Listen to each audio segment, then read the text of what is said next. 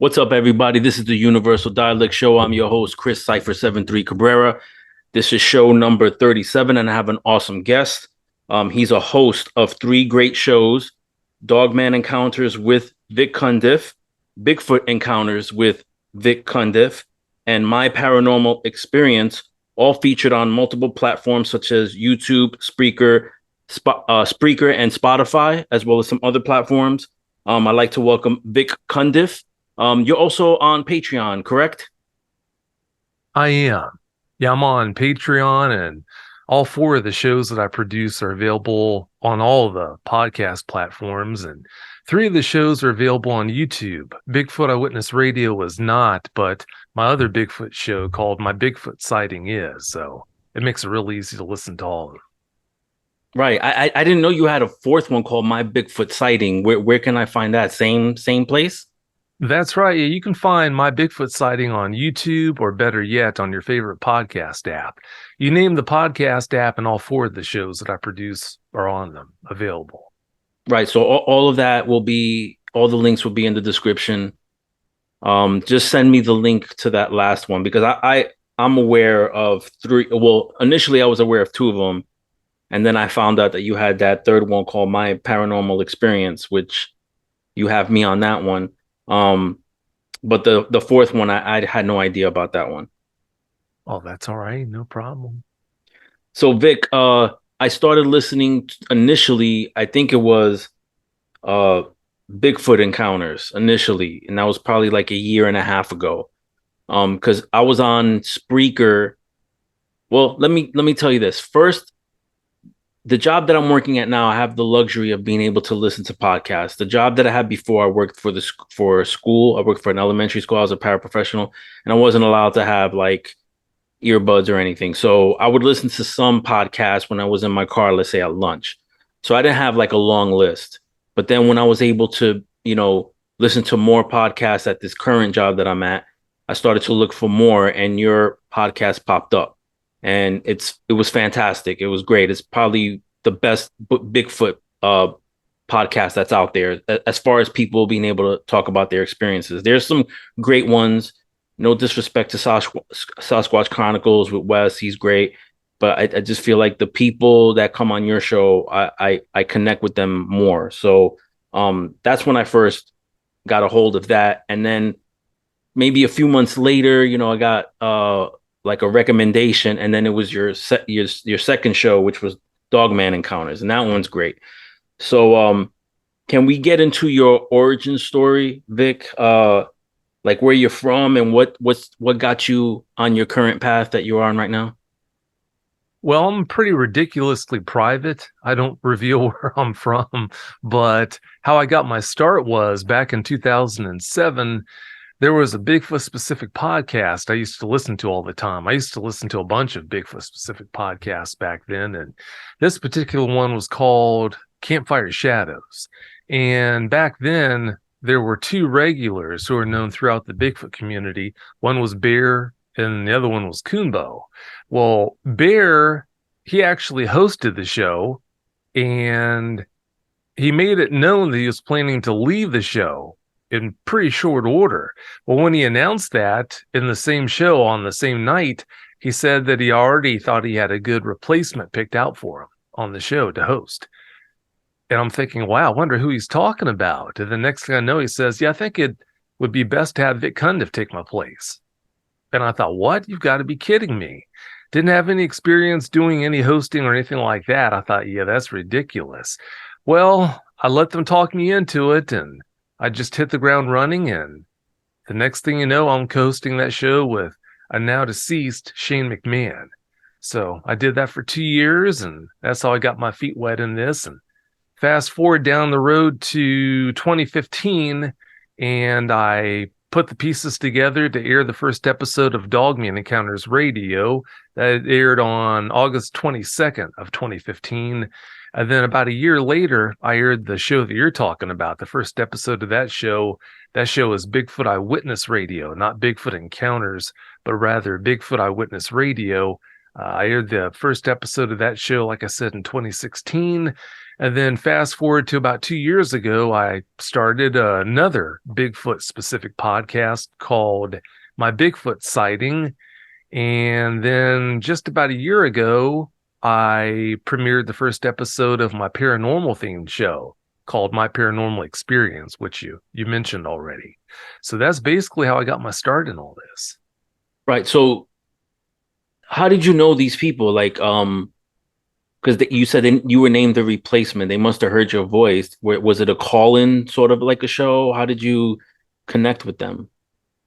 It was a show that allowed call-ins at times, but that didn't really make up the bulk of the show. The way they knew about me was back then in 2006, 2007, 2008, Blog Talk Radio was a huge thing in the Bigfoot community where, I mean, every night you had a new Bigfoot show that you could count on to be airing a new episode. I think Campfire Shadows aired new episodes on Mondays, and Bob Coyne came on Tuesdays, and so on and so forth. Well, I used to love just getting into the chat rooms and all these podcasts and just cutting it up with the other people listening. And that's how they found out about me. And I would call in from time to time to ask a question when they would allow it. And then that's how they got to know me. So then that's why I guess Bear had that idea in his head about me taking his place for some reason. Right, right. Well, that's cool, man. I mean, not many people get a break like that, you know? That's right. Good point. So before you decided to go all in, like what were you doing before? Like what was like your occupation, education? What were your aspirations? Because I don't think as a kid, well, maybe as a kid you were like, yeah, I'm gonna be doing like podcasting, but what were your aspirations before you did that? Well, I had high hopes. Going back to the part about being ridiculously private, I'm not going to reveal what I did for an occupation before that, but yeah, I definitely had high hopes and a lot of aspirations, to say the least. All right, all right. So before we get into any specifics of the show and certain specific topics, have you had any paranormal experiences yourself? Well, over 40 years ago, I didn't see it, but I can't see how it could have been anything else other than a huge Sasquatch just feet behind me. I was deer hunting at the time at a neighbor's farm, way out in the middle of absolute nowhere. If I would have had to walk my way out of there, I could have gone in any direction, and I can only imagine how many hours upon hours I would have walked before I saw anything like a house or anything like that. Well, we went out there before dawn, like he told me we were, because I'd never been deer hunting before. And I sat out there until afternoon, and there was just nothing going on. Well, just a little bit after noon, if I remember right, I heard this horse whinny behind me. And once we had arrived at his farm, he knew what a nut I am about horses. He warned me. He said, okay, this horse here is so and so and so and so. And yeah, he's fine. You can pet him or whatever. But that horse over there, that's red. Stay away from him. He'll kill you. So Ooh. I'm sitting out there with my back. I know. I'm sitting there with my back against this huge tree. I think it was an oak tree. And like I said, nothing had been happening. And it was, I guess, maybe a here afternoon. And then all of a sudden I hear this loud horse whinny right behind me. So I think, oh my God, is that red? But then again, there was a problem with that because at the time I was sitting about halfway down this huge hollow, and there was all kinds of tree trash. I mean, probably over a foot of leaves were covering the ground.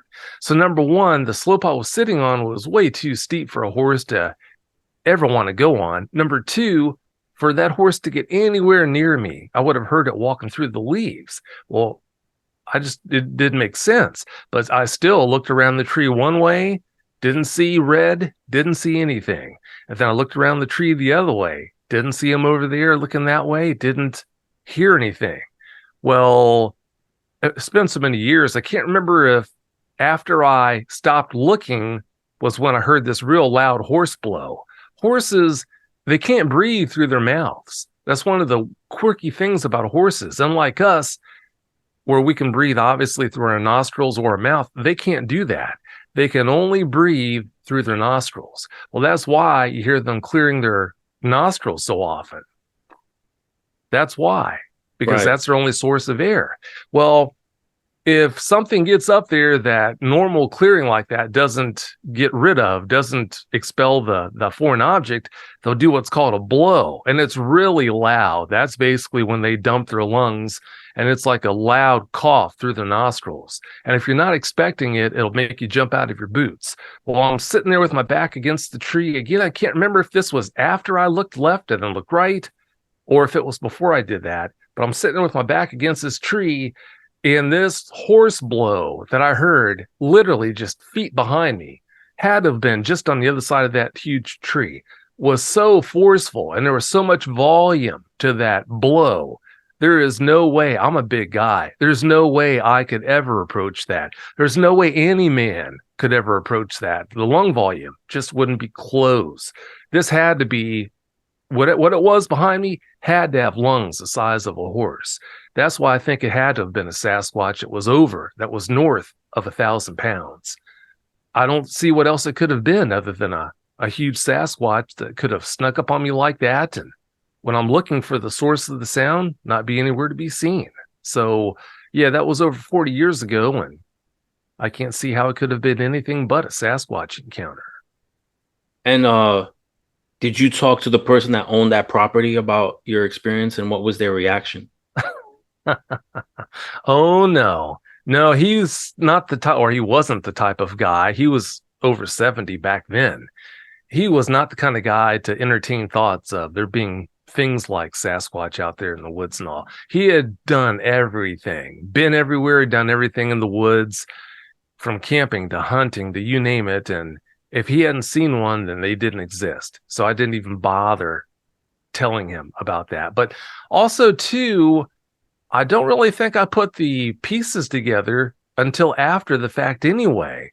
On that trip, I don't think I realized, I didn't start thinking, okay, it must have been a Sasquatch until after the fact.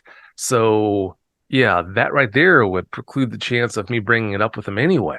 But there have been two other experiences after that where I think I might have actually seen a Sasquatch, but I don't know for sure that's what it was. So that's why I'm not going to say, yeah, I definitely have seen one. Okay, so that area, was that area known to have, like, is it too private for you to say where this place was, like what state it was? This area is definitely well known for Sasquatch activity, but yeah, I wouldn't want to say what state it was. Okay. All right. And so it was known for that sort of activity. Can you get into your other encounters? I mean, even if you didn't definitively see anything, can you just talk about Well, other encounters? the first possible encounter, the first possible sighting after that happened when I was walking my dog way out in the country. And well, it wasn't way out in the country, but it was in the country. And the place where I was at was about, I'd say I was about maybe a quarter of a mile from this bridge that leads up and over this creek. And at the time, there is a green field to my left and to my right. And this was in the summertime, and the green field had grown up to right around 6 feet tall. So I could still see over the top of the green field. If it would have been 7, I would have been done for it. But since it was only 6, I could see over the top of the green field. And as I'm looking in the distance towards where that bridge was, I started seeing movement coming up because the bridge arcs up and over the creek. I see this movement start coming into view over the top of the green field, and I'm thinking, what in the world? And then as I keep walking, I get to the point where I've got a full view of that bridge. And there was a black figure that came running up and over the bridge, and then it turned to its right, my left. And the way it was picking up its feet, number one, was just really strange. It was like it was plucking its feet off the ground. Whereas if a person would have been running, it would have been more of a smooth type matter because you're just worried about propelling yourself. But what I was looking at was just plucking its feet up off the ground in a strange way, kind of like a sewing machine manner. And its head, it was either a person dressed in all black with like a pointed sweatshirt hood on, and the hood of the the pointed part of the hood was sticking straight up, or it was some type of a juvenile Sasquatch. But yeah, it turned to its right, my left, and I never got close. It disappeared behind the other side of the green field as it kept running.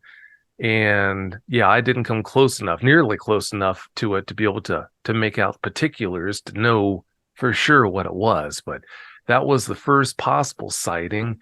And then not long ago, earlier this year, I was driving down the country road and I had just looked down for something. And then when I looked back up through the windshield, about maybe a little less than a quarter of a mile ahead, I saw what looked like a textbook Sasquatch's leg disappear behind a tree, like it had been jogging across the road. And I'm just taken aback thinking, okay, do I have Sasquatch in the brain here? Did I really see what I think I might have seen? So I don't know for sure that it was a Sasquatch or if it was my eyes playing a trick on me, but it was blacker than black. I mean, black. Mm. So maybe my mind was playing tricks on me. Maybe I did see a Sasquatch, the final part of a Sasquatch crossing that road and ducking behind a big tree.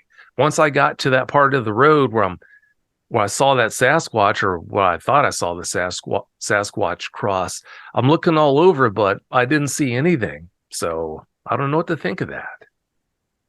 So the two encounters that you're talking about, there's a couple of questions that I have. One is, with both encounters, were there any sort of like sounds and smells associated with those encounters? Well, I was so far away both times that, number one, if they would have made any sounds, I never would have heard, unless they really vocalized as loud as they could or loudly. And then as far as the smells go, I had my windows up when I drove past the spot where I thought I saw one cross that country road that one day. And then when I was walking through the green field, by the time I got there, I never would have smelled anything. And it's the same thing. That was a little further away that time than when I was driving. So unless it made a fairly loud vocalization, I wouldn't have heard anything that time either. So I don't know. Right. So okay, so you said that your first encounter happened like 40 years ago. So I have no way to gauge how old you were when that incident happened because you're so private. I know I turned 50 like 3 months ago. So that at 40 years ago, I would have been 10 years old. So I don't know how old you were when that first encounter happened. But having to do with Bigfoot, like what was your thoughts? Was it in your lexicon, Bigfoot? Like when did Bigfoot or paranormal become a part of your life? Well, that first sighting I told you about, that actually happened, not to date myself, but that happened over 40 years ago. Okay. But as far as Sasquatch, yeah, I was into Sasquatch when I was a kid. I mean, I got an early start. I cut my teeth on this whole Sasquatch phenomenon.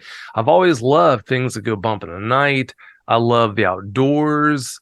It's just like a perfect fit. And then when I found out about Dogmen, this fascination I had for Sasquatch, all of a sudden it just was replaced by a factor of 10. The creep factor, and they're that much more mysterious and then that much more frightening and all that. I hate Dogmen. I really do. It didn't take long before that fascination with them just went to the wayside.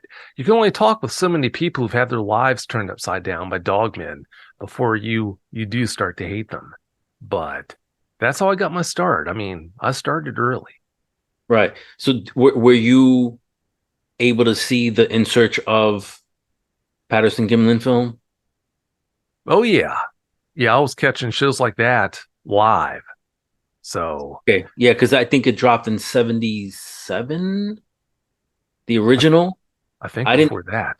probably, you think it was before that? Yeah. Because I remember in the 80s when I saw it and it was repeats. That's the first Yeah. time that I saw that film. And that's when I was like, yeah, there's such thing as monsters. But what were your thoughts back then when you saw the Patterson Gimlin film? Oh, I was hook, line, and sinker a believer. I thought, you know what? That's perfect proof right there. Look at how it moves. And of course, my thought process wasn't all that elaborate or anything like that to notice things that we've picked up on today. But I was really taken aback by the footage. I mean, it looked legit to me. If it was a man in a costume, I just didn't see how it could have been faked. It just it looked like the real deal to me. So that was all I needed to see to reinforce the fact that these guys were out there. Yeah, it really blew my mind when I first saw that. Yeah. Um, as a kid, like I knew nothing of hoaxes or anything like that, but just even throughout the years, there's nothing about it that screams hoax to me, you know. And I'm no expert, but I'm just saying, like, just it just says it's legit, it's real, whatever that is, you know, not a man in a costume or a woman, you know. Yeah. So Vic, what's the fascination with Bigfoot? What do you love so much about this being called Bigfoot? Well, like I said, I love this whole topic of things to go bump in the night, and I love the outdoors. It's like a perfect marriage. I mean, when I can't sleep at night, I've got insomnia. So when I can't sleep at night, I'll turn on a Bigfoot podcast. My favorite go-to right now is, and it's been this way for a long time, is Bigfoot Outlaw Radio. And yeah, when I can't sleep, I'll turn that on and I'll listen to episodes. If I had a nickel for every time I've listened to every one of those episodes, I'd be a rich man. But yeah, I mean, I've just been drawn to the topic like a moth to a flame for those reasons. It's like the perfect topic for me. It just holds my interest. And why Dogman? If we're talking about Bigfoot, why Dogman? Well, back when I was co-hosting Campfire Shadows, Coonbo and Bear had gone out on an outing. And when they came back, they were talking about there was someone that was with them that either saw what they called a dog-faced booger on the outing, Mm, or they had seen one in the past. So when I heard that appellation, dog-faced booger, I'm thinking, okay, what's that? I know what a booger is. A booger is a southern term, obviously, for a Sasquatch, but what's a dog-faced booger? Well, I dug deeper into it and found out they were talking about what's called a dogman. So I'm thinking, dogman, that sounds like a werewolf. So I just dug into it and dug into it. And it wasn't long before I got the thought in my head, okay, if you have a Sasquatch encounter that goes sideways, you can almost go to your corner grocery store and find someone to talk with about it. But if you have an encounter with one of these guys, one of these dogman things, who do you go to talk with and try to put your life back together? There is no one. right. So, yeah, years down the road, I put the pieces in place to start collecting encounters at dogmanencounters.com. And then a year after that, that's when the first episode of the show, Dogman Encounters Radio, aired. So then the rest is history. Awesome, man. Um, I've heard like so many different podcasts, watched documentaries, read books ever since I was a kid. Like I caught the bug pretty early, like preteen. And I've heard many definitions, people explaining what a Sasquatch is. In Vic Cundiff's own words, what do you believe a Sasquatch is? Well, that's the thing. At face value, it's all too easy to think that these guys are just a relic hominid that has gone undiscovered for all these years, hasn't been classified. Maybe it's a type of evolved Gigantopithecus. But then there's so many credible eyewitnesses who report seeing these guys do things that just totally defy explanation of them possibly being a flesh and blood creature. So I wish I could tell you for sure what they are, but I can't do that. I mean, the longer you do this, the more questions pop into your head about what they really are. That is, if you keep an open mind, that is. I mean, it's all too easy to close off your mind and say, okay, no, they just have to be an ape and just be convinced that's how it's got to be. But if you keep your eyes open in this, I think it's just inevitable that those questions have to start creeping in eventually and really make you wonder. One thing that really sticks in my craw about this whole Sasquatch dogman thing is people talking about them mating and causing chimeras and everything. People putting it out there that what are commonly called Googway or type 3 dogmen are some type of a cross between a Sasquatch and a dogman. Well, it just doesn't work that way. I mean, Timberwolf can't breed with an orangutan or a silverback, well, not a silverback, but a gorilla and produce offspring. It just doesn't work that way. And you've got people talking about how, I feel a sneeze coming on. Give me just a second. Okay, no worries. Thank goodness for mute buttons.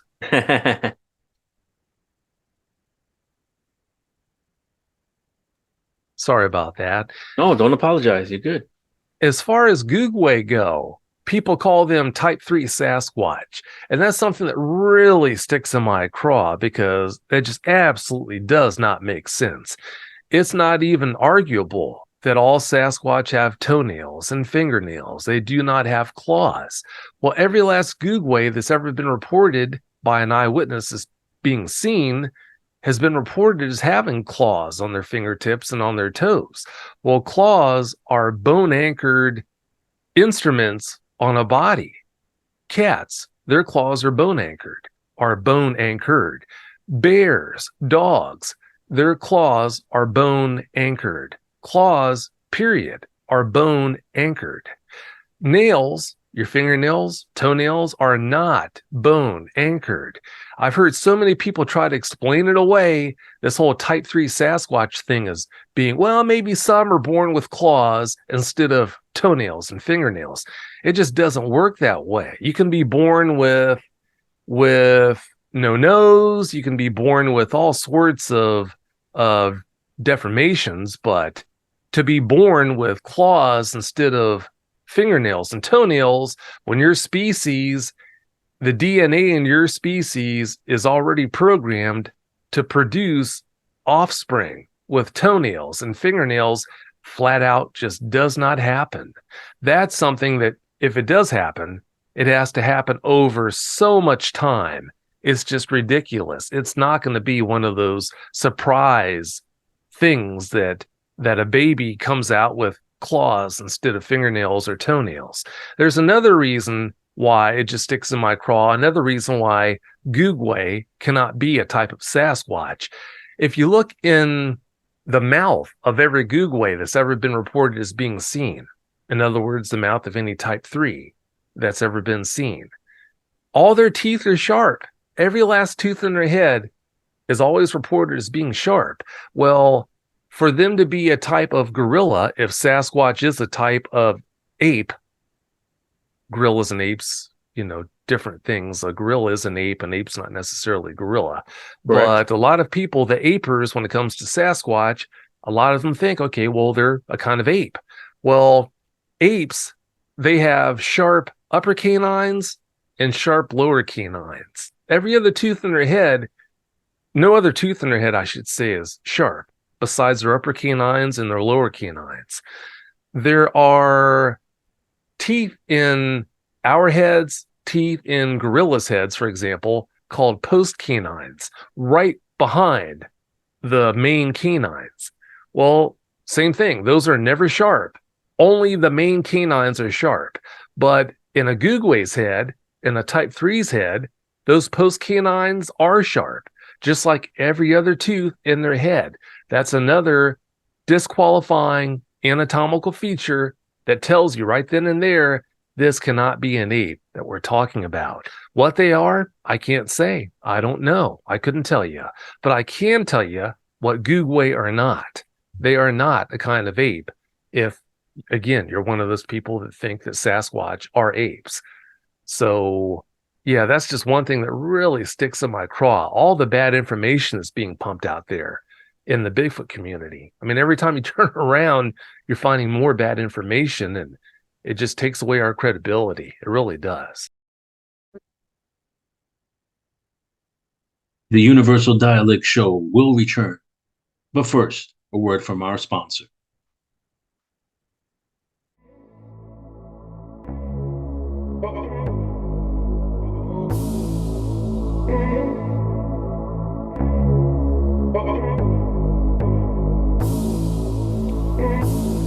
In a world where style knows no boundaries, where self-expression reigns supreme, there is Arise Creations. Introducing Arise Creations, the ultimate destination for fashion-forward individuals seeking affordable, unisex apparel that caters to every unique style. Arise Creations brings you an exceptional collection of unisex fashion essentials. From trendy tops that blend style and comfort, to versatile bottoms and footwear that add an extra layer of sophistication, we've got you covered from head to toe. Arise Creations is more than just a clothing line. We strive to create an inclusive space where everyone can find fashionable and affordable pieces that reflect their unique personality. With indelible designs, we ensure that anyone can confidently wear our products, breaking down barriers while embracing individuality. But that's not all. Arise Creations is proud to be affiliated with the Universal Dialect Show, a groundbreaking podcast that explores the worlds of music, paranormal, art, fashion, and beyond. Join the conversation on YouTube, BitChute, Spotify, Apple Podcasts, and all of your favorite podcasting platforms. Arise Creations is committed to making fashion accessible to all. We believe that style should know no bounds, and everyone deserves to feel confident and empowered in what they wear. With our affordable prices and diverse product range, we're here to help you unleash your true self. Come and unleash your style and embrace your individuality. Arise Creations, where fashion meets affordability and self-expression. Please visit our website today to explore our collection and be a part of the fashion revolution. Arise Creations and the Universal Dialect Show, empowering you to create your own destiny. Head to www.etsy.com/shop/Arise Creations 73. Again, that's www.etsy.com/shop/Arise Creations. So that's ARISECREATIONS, the number 7 and the number 3, and bring your look to new heights.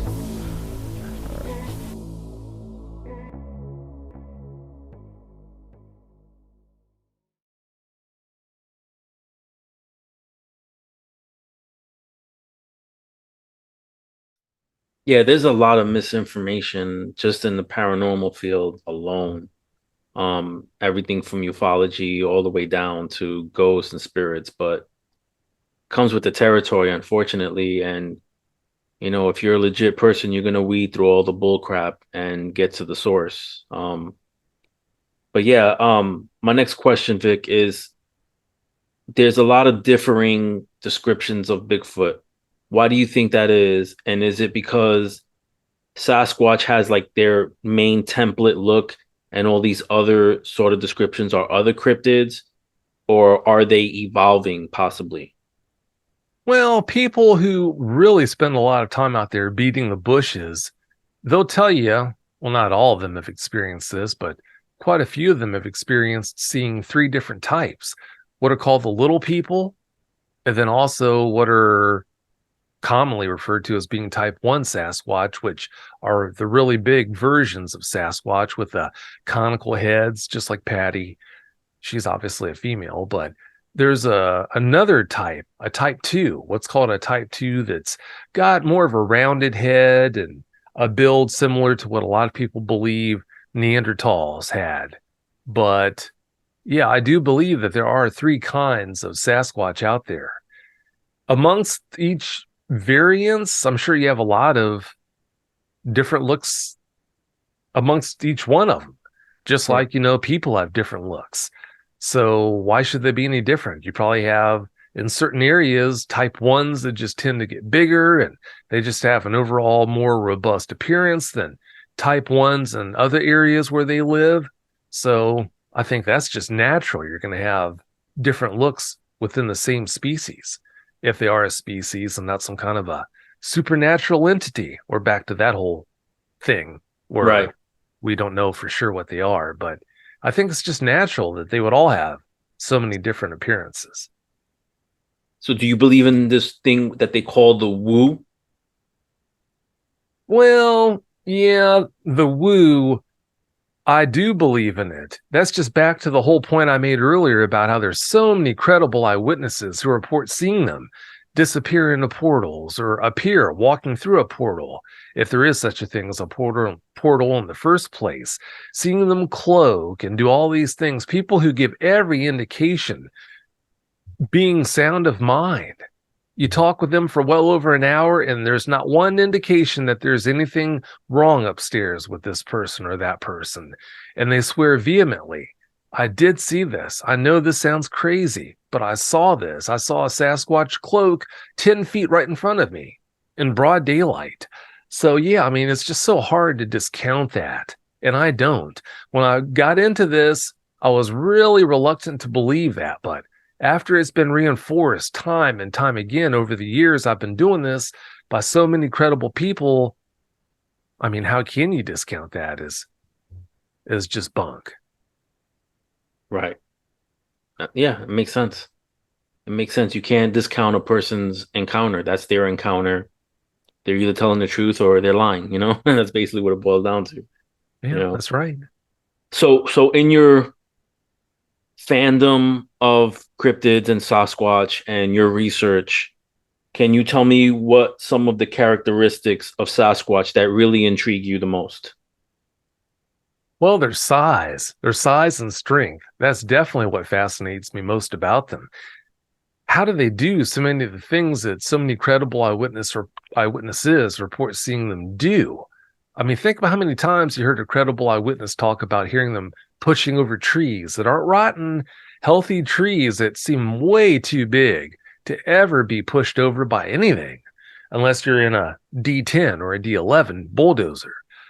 Things like that. I mean, I forgot the podcast. There was a podcast I listened to recently where someone, I think Kumbo, was talking about how somewhere out west, this logging crew had left a D8 bulldozer, Caterpillar D8 dozer, sitting up on the mountain in this clearing where they had been felling trees, and they went home for the night and just left it sitting there. Well, when they came back the next morning, this D8 had been pushed down the mountain. Wow. And was laying upside down. A D8 weighs 80,000 pounds. You tell me, without the aid of machinery, just think about the kind of strength for a creature, or even creatures, multiple creatures, to push an 80,000 pound machine like that over so it tumbles down the mountainside. Just things like that are so amazing. They really are. Yeah, awesome. So in your estimation, Vic, and it's just estimation. I mean, I know there's no definitive answer to this. How many of these beings, meaning Sasquatch, do you believe are on this planet currently? Wow, I don't have nearly enough info to even venture a guess on that. I have no clue. I'm sure tens of thousands, probably hundreds of thousands. What about like here in America? Do you think like every state in America has Sasquatch? Oh yeah. Oh, definitely. There's this canard that for these guys to make a living, they can only be making a living in a place that's so far removed from society, from any society. And that's clearly not the case. In a lot of cases, they prefer to be up close and personal, right on the outskirts of society. If you think about all the resources, though, it only makes sense. Imagine how easy it is for them to just raid dumpsters in the nighttime. People will never know that they're raiding dumpsters, and all the other resources, things they can scavenge to use for various purposes, doing what they need to do in their own Sasquatchy way. So yeah, I mean, it just makes sense that they would hang in close. If you were forced to live out, this is different, but if you all of a sudden were forced to abandon society and you couldn't live in a house anymore, would you want to live in the absolute middle of nowhere? Or would it be easier if you lived just on the outskirts of civilization where you could sneak in and grab resources that you could use to feed yourself, to provide shelter, to do other things, to entertain yourself, to watch people do things throughout the day because there is no TV out there. So it just makes sense that they would hang out on the outskirts. And that just opens up so many opportunities as far as places for them to live. So I think that fact right there, they don't have to be isolated miles and miles away from society. That right there makes it so that the numbers, their population, has to be so much higher than most people would ever believe. So do you believe, Vic, that there's any place on this planet where there are not any Bigfoot? I do. Antarctica. Antarctica, the North Pole. Yeah, I just don't see them being there. I don't think they're north of the Arctic Circle. I don't think that they could handle the temperature, I would imagine, but when you think how few and far between the resources would be up there, they're not obligate carnivores. When push comes to shove in the wintertime, it's been said that they subsist on just meat, nothing but meat. But I think they definitely do like being able to eat other things, fruits and vegetables, robbing gardens, eating vegetation on various trees and shrubs that they know are edible when they're covered in leaves and the warmer months and more temperate areas. Yeah, I mean, why do that to themselves? Why live in an area where they never have exposure to things like that? Do you believe that they crossed the Bering Strait? Do you believe that they were originally from Europe and they worked their way over on the Bering Land Bridge? I do. Yeah, I think they might predate us. I don't know that for sure, but yeah, I think they've been with us all the way. So I do believe they've crossed the Bering Land Bridge, or they did cross it when it existed. Right. And has Dogman been around as long as Sasquatch, or is it something that, because I know that in the last 5 years, particularly in the last 5 years, reports have skyrocketed. And now, go ahead. I'm sorry. Go ahead. Oh, no, I'm sorry. Not to interrupt you. No, go ahead. This is your show, not mine. I know, it's your show. That's another canard that is floating around, that there are more Dogman encounters being reported now than there have ever been. But I'm not seeing that. It's been steady. And I think the perception that there are more encounters now than there ever have been reported is due to our ability to communicate so much more effectively, efficiently. Think about it. Back in the 80s and the 90s, if you had an experience in China, it could take a long time for that to happen, for that encounter, the news of the encounter or whatever experience to make its way here. So that really throws a monkey wrench into the efficiency of communication. But now you could be anywhere in the world, have an experience that's profound. And next thing you know, everyone in the world who's kind of connected to digital technology, everyone like that knows about it. So I think that right there is why it seems like there are more Dogman encounters happening now than have ever been happening. But I just don't think that's the case. I mean, I'm neck deep in this thing, and yeah, if that was the case, I would definitely know it. And yeah, the numbers definitely don't reflect that. Right. So do you believe that can you explain to me the difference between a Dogman and a werewolf? I sure can. Yeah, I don't even know that werewolves exist. I don't think they're reality. I could be wrong, because in this crazy world, I guess anything is possible. But a werewolf, the textbook definition of a werewolf, is a person who, through magic or whatever supernatural means, has the ability to shapeshift from the form of a human to that of the beast that we know as a werewolf. Dogmen look the way they do 24/7, 365. So it's apples and oranges. You hear people say the Dogmen are werewolves, but that's apples and oranges. They're two distinctly different things. So are there different, like Sasquatch, like I said earlier, if you listen to your podcast and other podcasts, people tend to describe Sasquatch different. Some being like Neanderthal or ape-like. Are there different types of Dogman? Yeah, there sure are. There are a lot of variances. There are two main categories. There are Dogmen that I call canine type Dogmen that have canid style legs that stand digitigrade, in other words, on their toes, the way a dog would or a cat would. They have Correct. hocks instead of ankles. They've got stifle joints instead of knees. Well, any dogman that has a leg structure like that, I consider to be a canine type dogman as a main category. The other main category would be what I call, and I didn't come up with this name, a type 3. I think Kumbo coined that name, type 3, but he called them type 3 Sasquatch, which they're definitely not for the reasons I highlighted earlier on. But type 3s have hominid style legs, the way you do, or I do, or a Sasquatch would. They have knees, they have ankles. So you've got those two main categories, and inside each of those two main categories, you have variances. You have canine type dogmen that look as unassuming as a timber wolf that's got the ability to stand up on his back legs.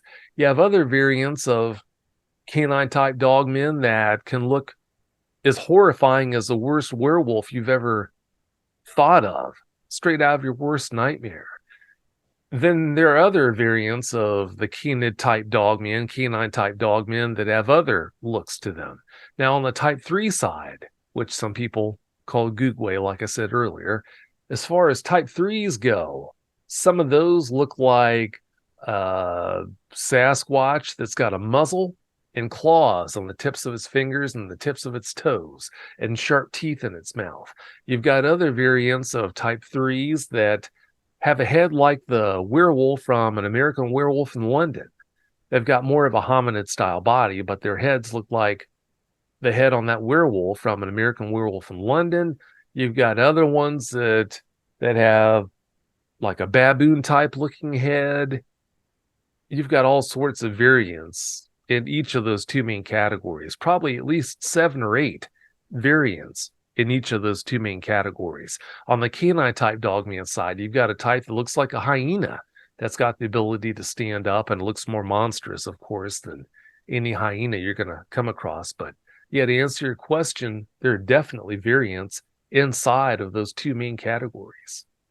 And are they related? And if they are, where do the differences come from? Is that them evolving? We don't know. Yeah, we have no idea. I mean, that is just so far above and beyond what unless you're some type of a government operative, not one of these phonies that comes on the shows that you hear anymore, pretending to be a government operative that Right. specializes in this type of a program, but a real government operative that specializes in this and has the means, the resources to know. I mean, outside of that, how could you know? I have no idea, no clue whatsoever how the variants came to be. Interesting. So between both Bigfoot and Dogman, since those are like, to me, like the main cryptids, like I said, specifically like nowadays, because of the internet, we're able to hear more accounts of both of them more than any other cryptid, let's say. Are there benevolent ones and malevolent ones? Well, amongst Sasquatch, yes, I definitely have heard of benevolent Sasquatch that have helped people out of jams and have rescued people. Had a guest on, I think it was Bigfoot Eyewitness Radio about a year ago. She was lost when she was a little girl in this swamp, and this female Sasquatch picked her up, and there was a nasty storm coming in.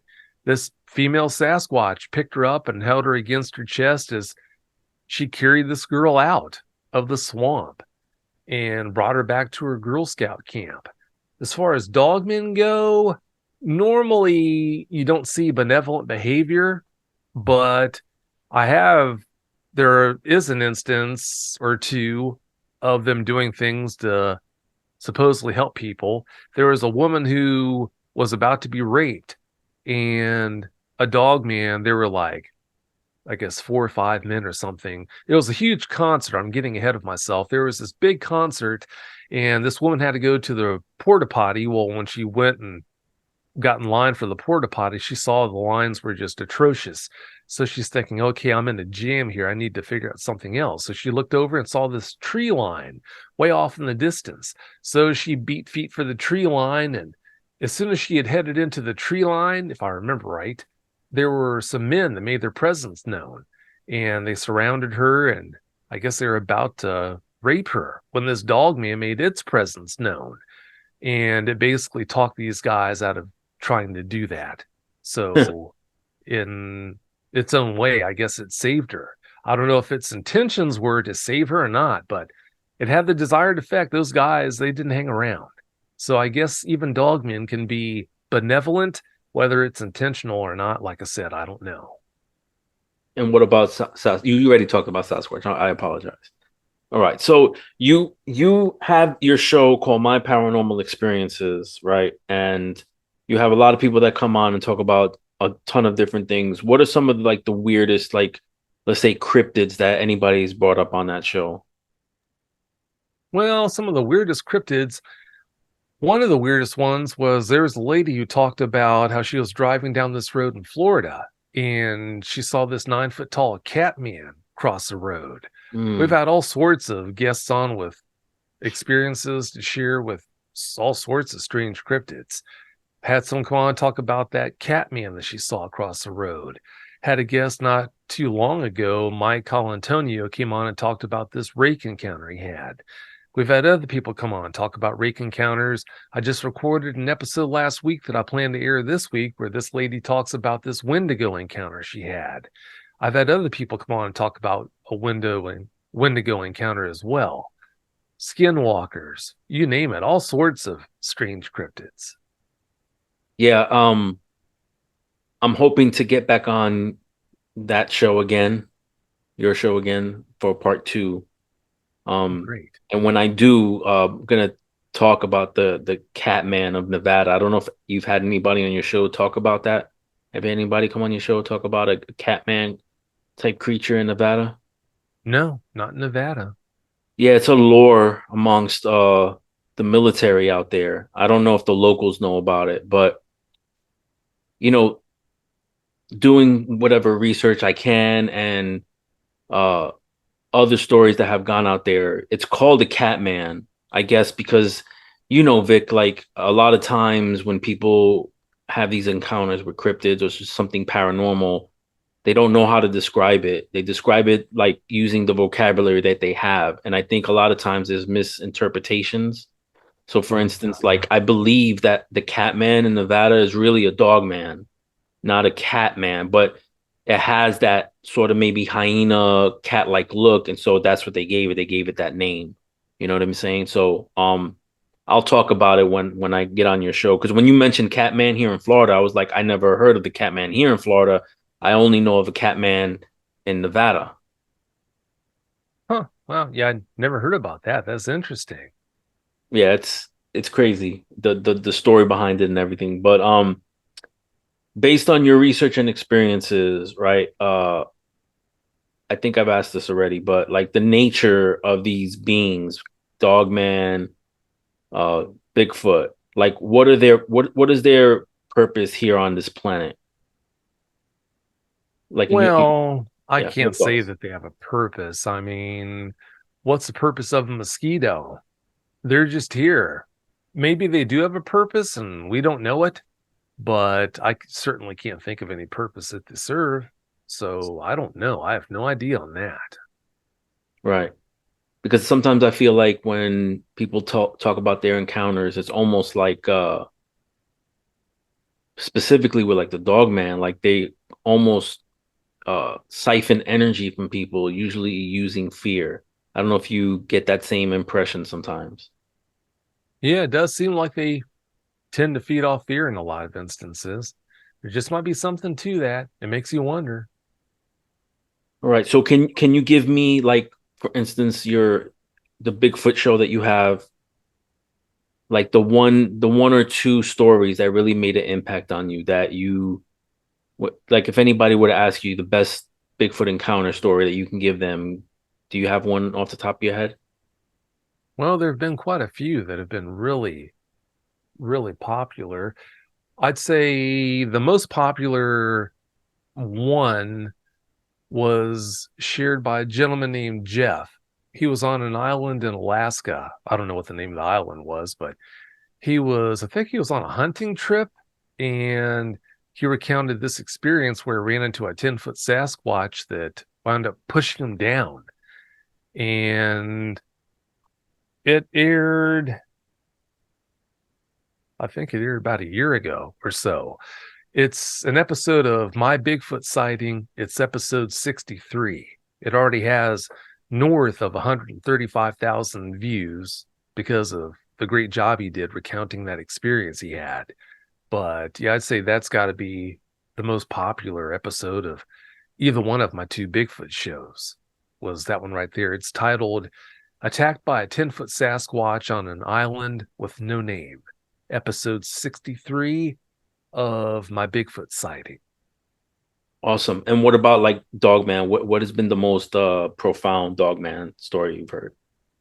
Well, I can't say it's the most profound one I've heard. The most profound ones are ones that you're never going to hear in the show because they're too terrifying for the eyewitnesses to want to relive again. They tell me once, and that's good enough for them, and understandably so. But the most popular episode that's ever aired, I'd say, would be episode 117 with JT. He came on and talked about how when he was young, he was in his 20s, he was driving his Dodge Coronet, his hot rod, out in the country, and this Dogman wound up running up alongside of his car and stuck its head in his passenger window. It was a nice night out, so he had his windows down, and it stuck his head in the passenger window of the car as he's heading down the road, and it just absolutely mortified him. I'd say that has got to be the most popular episode of Dogman Encounters that has ever aired, followed pretty closely by episode 190. Had a guest come on named Brandon Close and talk about an encounter several encounters he had on a property that he used to own in Cato, New York. So, yeah, I'd say those are definitely the two most popular episodes of Dogman Encounters. Awesome. Vic, have you gone out in the field doing any sort of research in the paranormal realm yourself? No, I haven't. Yeah, I'm not a researcher. A lot of people think that I am a researcher, and they contact me wanting to share things with me that a researcher would be interested in, but I'm not, because I'm not a researcher. I just try to help Dogman eyewitnesses come to terms with their experiences and put the pieces of their lives back together, and also produce the 4 podcasts. If you think about it, producing 4 podcasts, I mean, for every podcast, you have to line up guests, and people no-showing you, and things just happening if they don't no-show you, things happening where they can't do shows. It happens all the time. So in cases like that, almost every time you turn around, just because you have a quote-unquote guest lined up, that doesn't mean a whole lot. You've got to go and find another guest to replace them.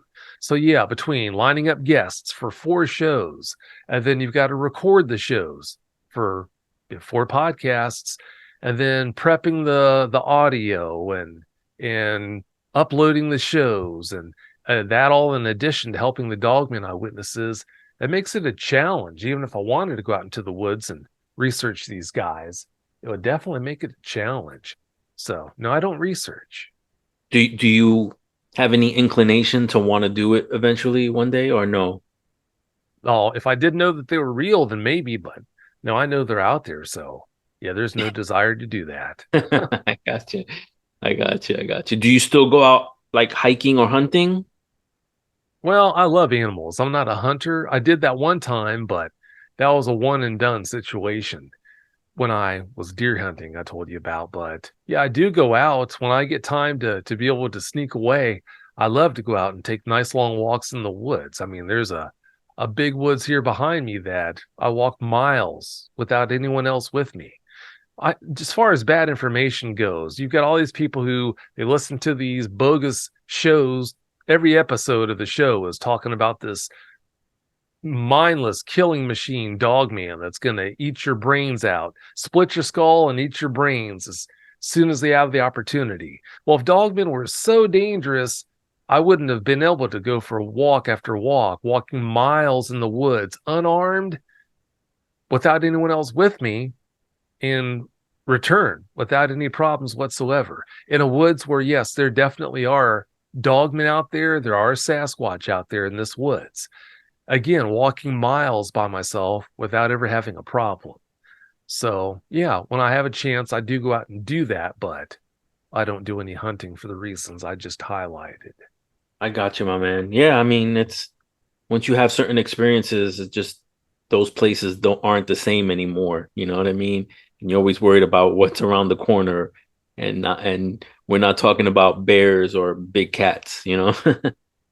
Oh, sure. And I'm not worried. I mean, when I go in the woods, I don't think, oh my God, is there a dog man that's going to jump on me and all that stuff? I can't do this. I mean, I have a good time out there because I understand dogmen. I understand Sasquatch. You are going to have an occasional bad apple who is going to be dangerous to be around, one that is going to kill you if it gets the opportunity. But yeah, that's definitely the exception, not the rule. I mean, think about it. I've spoken with literally thousands upon thousands of dogman eyewitnesses over the years. I've been doing this since I spoke with my first dogman eyewitness in 2007. And that's given me a huge opportunity to look for patterns, to come to firm conclusions about how likely they are to harm you. If they were so dangerous, I wouldn't have spoken with a ridiculous number of eyewitnesses who were caught dead to rights in situations where if the dogman wanted to kill them, it could have and it would have, but it didn't. So that right there tells me these guys are not wired to be dangerous by nature. I mean, they might get up on the wrong side of the log one morning, and that's why they're in a bad mood, and maybe they're dangerous then. But if it was the rule rather than the exception, then it just wouldn't be the way it's been over the years. Do you believe that Bigfoot or Dogman have killed people? Oh, yeah, I do. Yeah, people get it wrong. They get it mixed up. They say, Vic says these guys are safe to be around and sing kumbaya with. No, I'm never going to say a dogman or a Sasquatch is safe to be around any more than I'm going to say that any person is automatically safe to be around. I mean, we have serial killers. There are dangerous horses. There are camels that'll kill you as soon as look at you if they get the opportunity. You name the critter with teeth and or claws, it's possible that you're going to have, well, it's a fact, you are going to have deviant examples of that type of creature. If Sasquatch and Dogman are actually creatures, then yeah, they would fit into this category as well. So that's why I feel that way.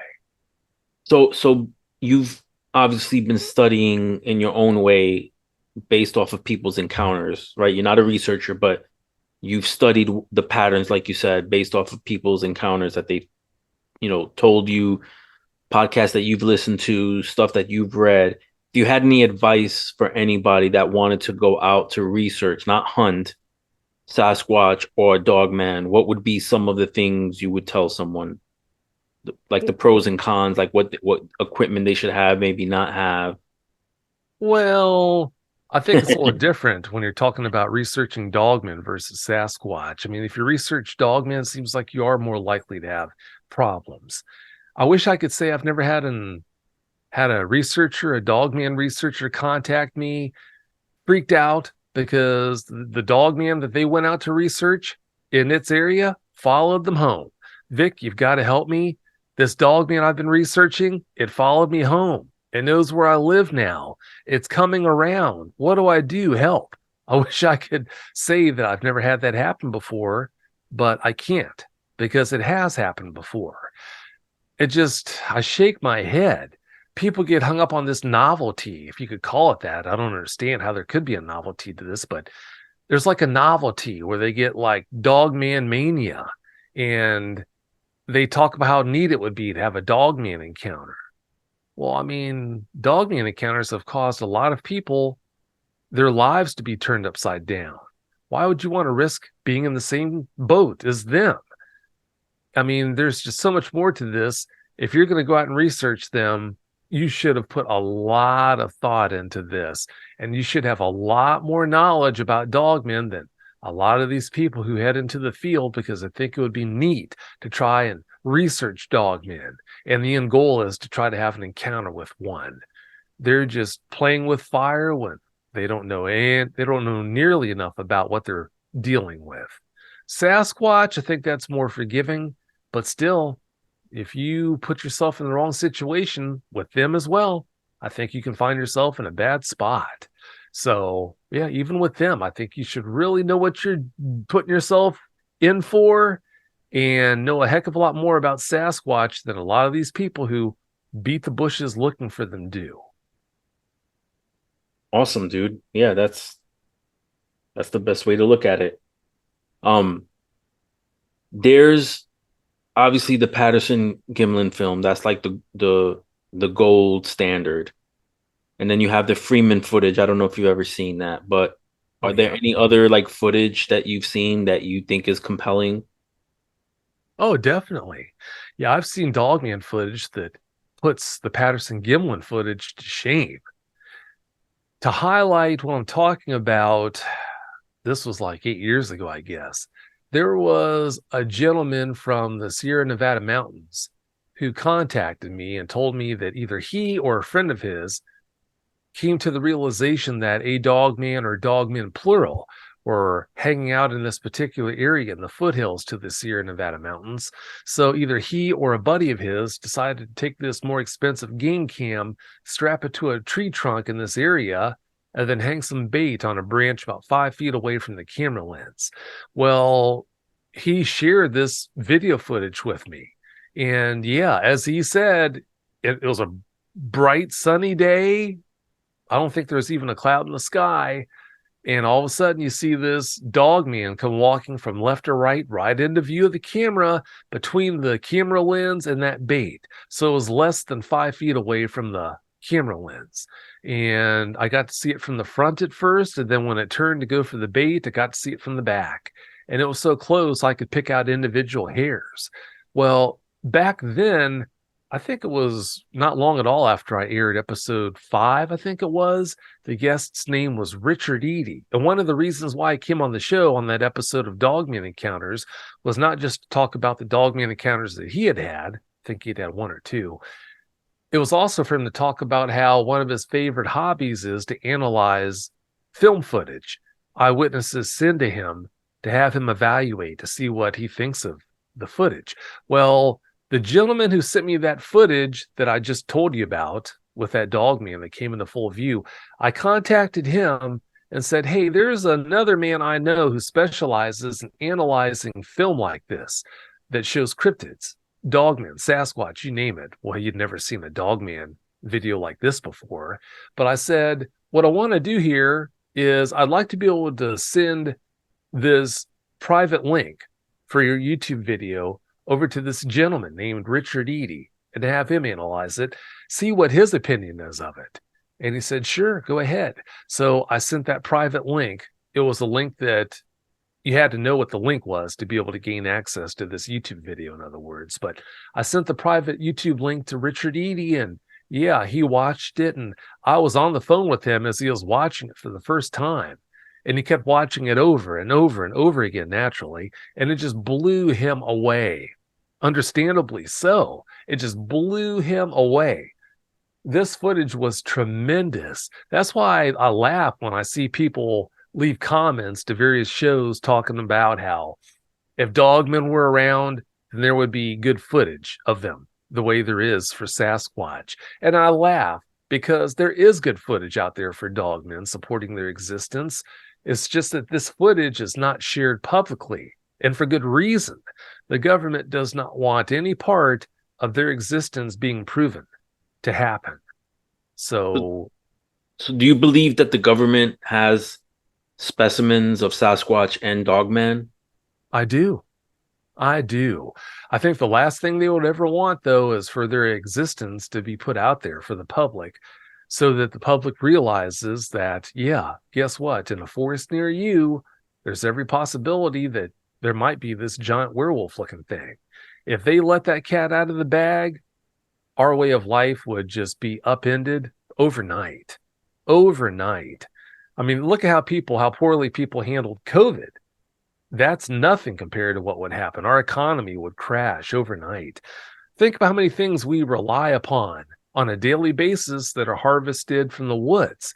not just lumber for the homes we live in, the buildings, the paper we use, and other things, but also medicines. A lot of the medicines in your medicine cabinet and the medicines that you're going to find in hospitals, those are harvested from plants and trees in the forest. Well, if all of a sudden, if the people who are normally tasked with going out to harvest these plants for various medicines or to cut down timber to build homes with, if all of a sudden it was let out of the bag, guess what? There's every possibility that there are these things out there in the forest near you that look like giant werewolves. Well, who's going to want to go out into the forest to harvest these resources? No one. Who's going to want to live anywhere near a forest? No one. So that's why I'm saying overnight, our way of life, our economy, the whole world's economy would falter. Yeah, yeah. So, and this footage you said is not available, huh? It's not. It's not. If you come forward with footage like that, you're asking for a lot of trouble, a lot of attention you definitely do not want. So I would not expect footage like that to be available to the public. Have you seen anything like on YouTube that you believe is real? Yeah, I have. I can't tell you where that footage is now, but yeah, the really good stuff will be up for a while, and then all of a sudden just disappears.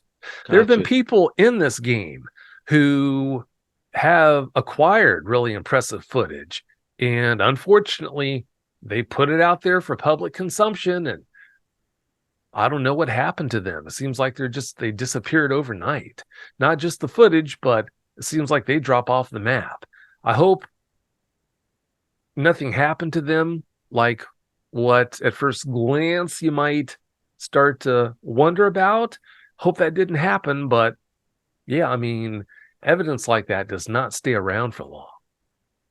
And what about Bigfoot? Like, have you seen anything recently that, like that Colorado one? What did you think of that one? The Colorado one, I don't know, not enough information to be too sure about the validity of that. I don't think that's genuine. When you look at the proportions, when you look at a zoom in of that film footage, looks like the proportions aren't right for a Sasquatch, but I don't know for sure on that one, but I don't believe it's genuine. So, have you seen anything lately that strikes your attention?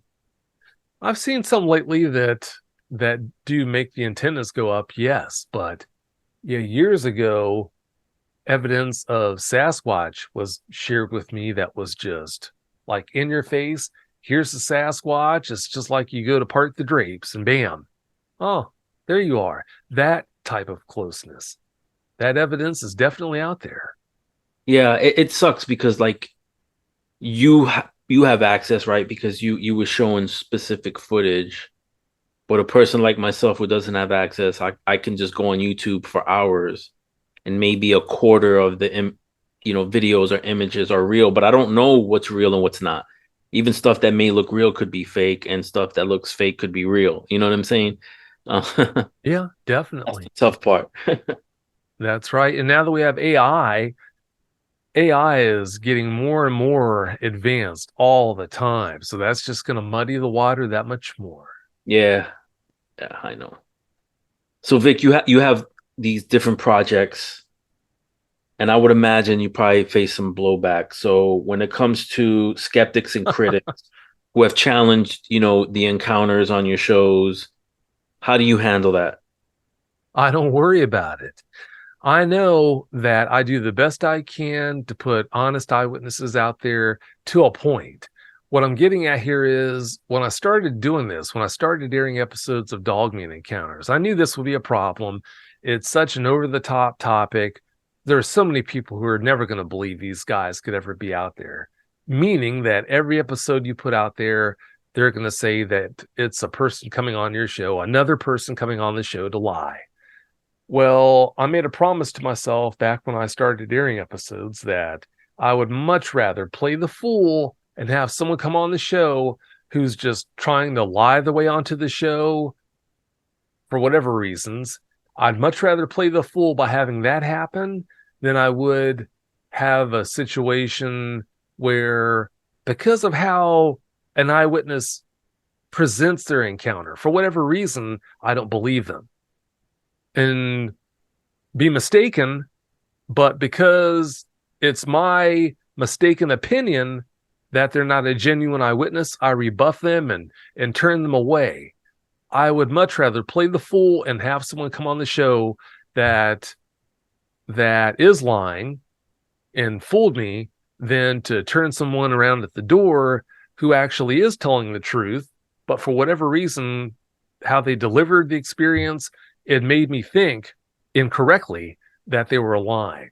So yes, I have had people come on Dogman encounters inevitably who have lied the way onto the show.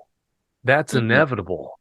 But if someone lies to me and I catch them in a lie, then that's it. You lied to me once, fooey on you.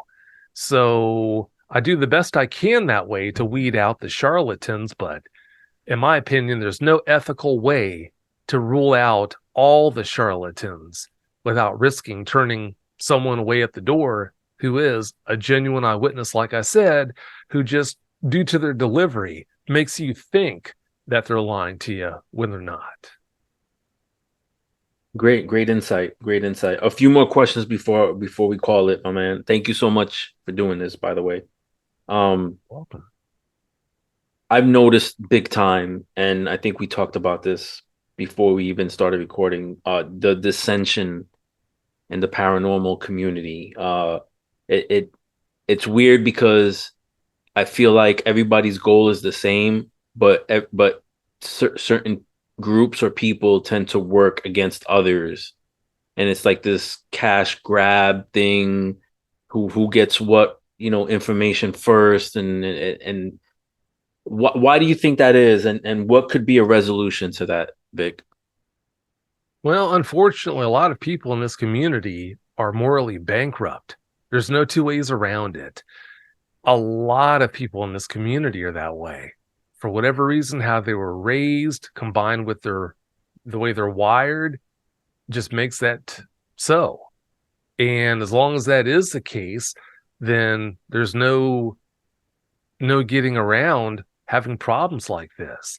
And then too, you have things like jealousy, like you mentioned, that creeps in and whatnot. But it's just unfortunate that if you're in this field, you're going to have to deal with a lot of acerbic people who do a lot of things that are shady and shameful. So, yeah, I hate that aspect of it, but it just comes along with doing this, unfortunately. So you're have 4 successful shows. I would imagine you don't work a regular 9 to 5, and you got people like myself who are pretty brand new to this podcasting thing, and others who want to start. We look up to individuals like yourself. So do you have any advice for anybody that's trying to start, or they see that their numbers aren't going up and they just want to give up? Like, do you have any advice for anybody for that? Sorry. Well, being in this field for as long as I have been, not just the cryptid field, but being in podcasting where the focus of each episode is going to be cryptids. I've noticed a trend back in 2005, all the way up through 2010. You could just basically put anything out there that's cryptid related, and there are going to be people lining up around the block to listen to it. But it seems to me, and I could be wrong about this because I'm wrong about a lot of things, but it seems to me and this is one of the reasons why I have created podcasts like my Bigfoot Sighting and my paranormal experience and formatted them the way I have. Seems like there is a transition where people are more attracted to podcasts that focus on the actual encounters now than talk radio type podcasts where there's a Q&A back and forth the way I do with Dogman encounters or Bigfoot Eyewitness Radio. Seems like there's kind of a transition away from that style over to a story time format where they can just sit back and listen to eyewitness after eyewitness recount their experiences. If I was setting up a podcast today, that's one of the things I would definitely recommend is trying to set up your podcast so you focus more on the experiences and less of the Q&A. Again, like I said, the way I did Dogman Encounters and Bigfoot Eyewitness Radio. But the format, using that format for Dogman Encounters serves a purpose. I mean, Dogman Encounters is not about entertainment.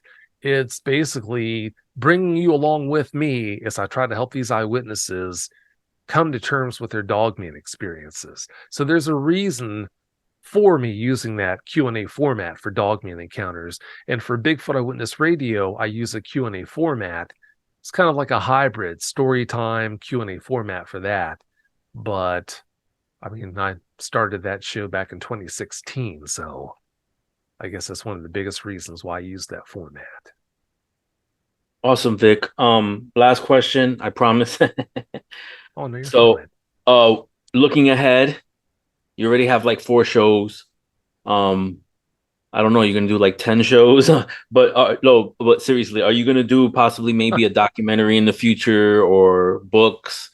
Like what's the future for Vic Cundiff? Oh, I've got my hands full as it is.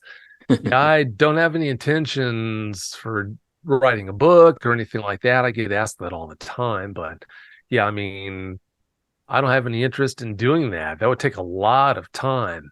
I can only imagine the struggle I would have trying to set aside time to do that, to write a book on top of, like I said, finding guests every week for 4 podcasts, lining them up, recording the show, prep the show, upload the shows, and everything that comes along with that, creating thumbnails and writing descriptions for each episode. So yeah, that's just not something I ever plan to do. That could change in the future. Highly doubt it, because that's just not what I'm about. I don't really have an interest in doing something like that. Awesome, Vic. Well, it was a pleasure having you on. I would like to have you on in the future again. And Definitely. yeah, just reach out to me about that next episode of my paranormal experience, and I'll be ready for that. But thank you again, Vic. I appreciate it. Oh, you're welcome. It's been a great time, and yeah, glad to come on. Looking forward to the next time around. Just let me know and I'll be here. Yes, sir. Have a great night, okay? You too. Thank you. Everybody head to all of the links that are going to be in the description. Support Vic. Go to his Patreon, anywhere. I don't know, do you have like a store where you sell merch? I do. If you go to dogmanencounters.com and then visit the store page, it'll take you right to the store where you can buy shirts for Dogman Encounters, for my Bigfoot sighting, for Bigfoot Eyewitness Radio. All right, you guys know you want merch, so don't mess around. Go to the site, pick up some merch. All right, Vic. See you later. Thanks. We'll see ya. All right, y'all. What you just heard was Vic Cundiff. He has 4 shows. Links are gonna be in the description, like I said. So here's the deal. This is probably gonna be the last episode of the year. I was thinking of maybe doing a couple of more, but I have to edit some other stuff. And then, like I told you in a previous episode, that I have a project that I'm working on. It's called My Paranormality.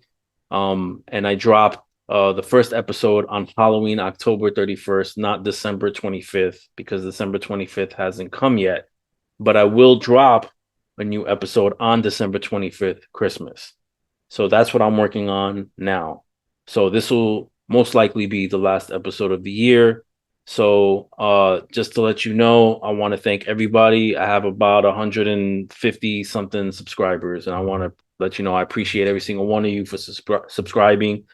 Also, the messages that I've gotten on there, you know, the support, and also those that have went to the store and ordered products. I appreciate y'all as well.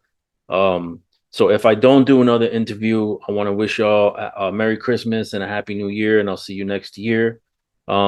Of course, I got to do my shameless plugs.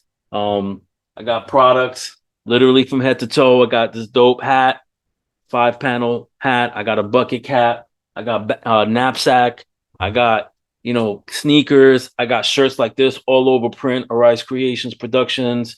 I got stuff that deals with the paranormal, all types of designs created by myself. So if you want to head to Etsy.com, /shop/Arise Creations 73. That's the number 7 and 3 at the end. And the words are all together, Arise Creations.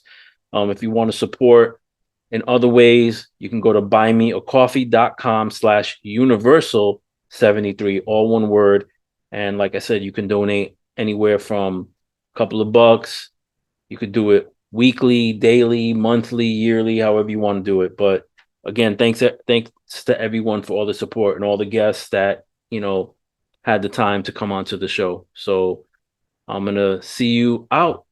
Thank you all very much.